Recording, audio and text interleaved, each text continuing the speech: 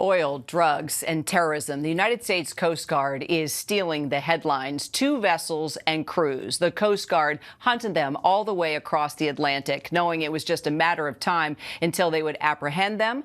And now an ABC News exclusive. For the first time, we are getting a look at the never-before-seen photos of the Coast Guard cutter Vigilant escorting the M. Sophia oil tanker as she sails under U.S. control after its seizure in the Caribbean. The operation was one of 2 carried out by the U.S. Coast Guard on Venezuela-linked oil tankers. The second unfolded in the North Atlantic on a ship with a Russian flag called the Bella One, now renamed the Marinera.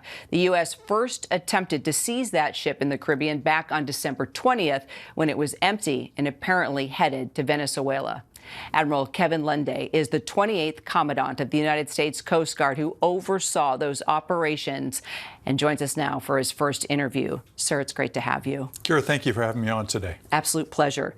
A lot of people want you to take them inside the command center as you were overseeing these operations. As you know, the story made headlines across the globe. You were chasing these vessels. You brought in so many specialized assets. Just tell us how it all went down.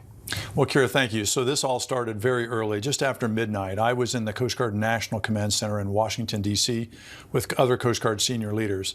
I was connected and in direct communications with Secretary Nome, Secretary of Homeland Security, because these operations are also being conducted under her authority.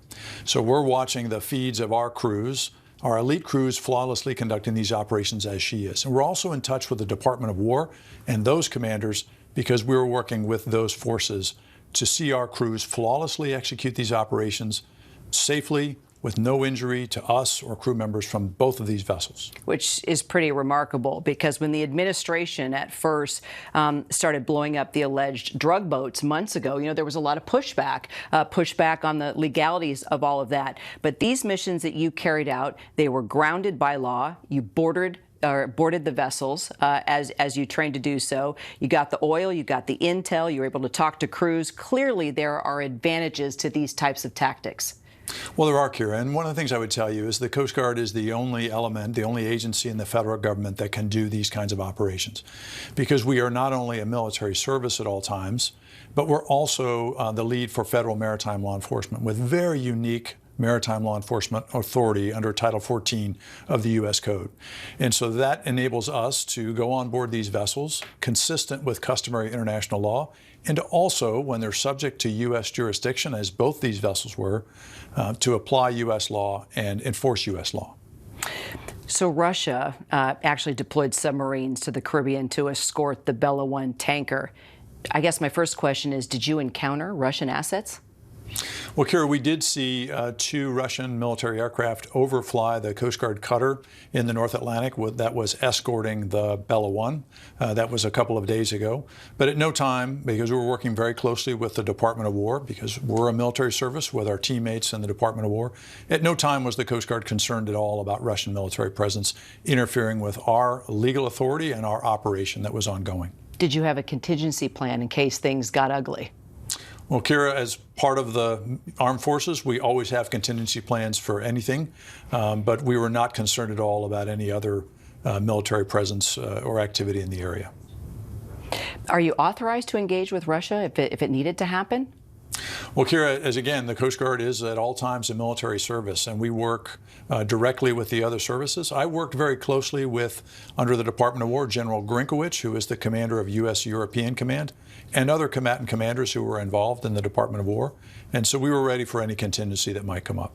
I mean, if you think about it, this is a global operation. It's sort of like an orchestra where everybody has, you know, certain instruments to just bring it all together. Kira, that's exactly right. So first of all, this is one of the most complex operations that the U.S. military and the U.S. Coast Guard are involved in. It's in some ways very unique in the sense of the international coverage, but in other ways it's like operations we do all of the time. But one of the things you just mentioned that's really important, and that's the teamwork of the U.S. federal government, the interagency. So the President of the United States, President Trump, has given us clear direction to stop the flow of this illicit oil out of Venezuela that's fueling international terrorism, that's fueling drug trafficking and human trafficking, and to work together to do it. And we use a process called the Maritime Operational Threat Response Process that ensures the entire federal government, Department of Homeland Security, Department of War, Justice, and State work together in a unified way to move at speed and scale to achieve the president's direction and order. And that's what you saw yesterday with the successful boarding of both of these ships. Let me ask you, because we're talking about oil, we're talking about drugs. It's been a huge mission, not only for the president, but also the Coast Guard. Looking at drug interdiction, I mean, that's the Coast Guard's specialty. I've covered that for decades. Now the president says that the U.S. has actually knocked out 94% of the drugs coming by sea. Is that sustainable without further boat strikes? What are your thoughts? Well, Kira, what I would say is the Coast Guard is part of a whole of government approach to meet the president's direction to stop the flow of deadly drugs that are coming to the United States and that are killing Americans. And that's not only cocaine, but it's certainly fentanyl, which is deadly in its impact in ways that other drugs are not. And so the Coast Guard's role in that broader national effort is to use our maritime law enforcement authority to stop that flow. We've done that, I think most notably since August in Operation Pacific Viper in the Eastern Pacific Ocean, where we have used our law enforcement authority to stop the flow of drugs. It's part of an effort. I will tell you, in 2025, we interdicted 510,000 pounds of cocaine at sea that was headed for the U.S. That's 193 million potentially lethal doses that would otherwise be coming to American communities. So it is sustainable because it's that high of a priority for the Coast Guard and for the president. So let's get back to these tankers. They were clearly linked to a global shadow fleet. Everybody's learning now what a shadow fleet is. Group of ships, usually oil tankers. They evade sanctions and tracking. They're unregulated. Explain how this crackdown actually cuts off the cash now that fuels and supports terrorist organizations. Well, so these dark fleets are using different levels of ownership to mask their true ownership. They're also switching flags or claiming to switch flags so they can try and move this oil. Most of it is under sanction from the U.S. And others, and it's fueling illicit activity, as I mentioned before. And so the U.S. effort is to stop the free movement of these dark fleet vessels and to enforce international and U.S. law to prevent that from happening. And we've been doing that. It started on the 10th of December with our boarding and seizure of the motor vessel Skipper in the Caribbean. We've been aboard another vessel, the Centuries, working with the government of Panama, who was the flag state. But then on the Bella One and the M. Sophia yesterday, both of those vessels have no legitimate nationality, which means under international law, they're fully subject to U.S. jurisdiction and application of U.S. law. So final question, what happens to those vessels? What happens with those crews?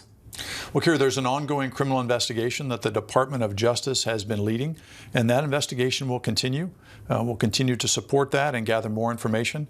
And since that's an ongoing investigation, I'll refer to the Department of Justice, but we're fully supporting that effort. Admiral Kevin Lunday, appreciate the first interview, sir. Thank you very much, Kira.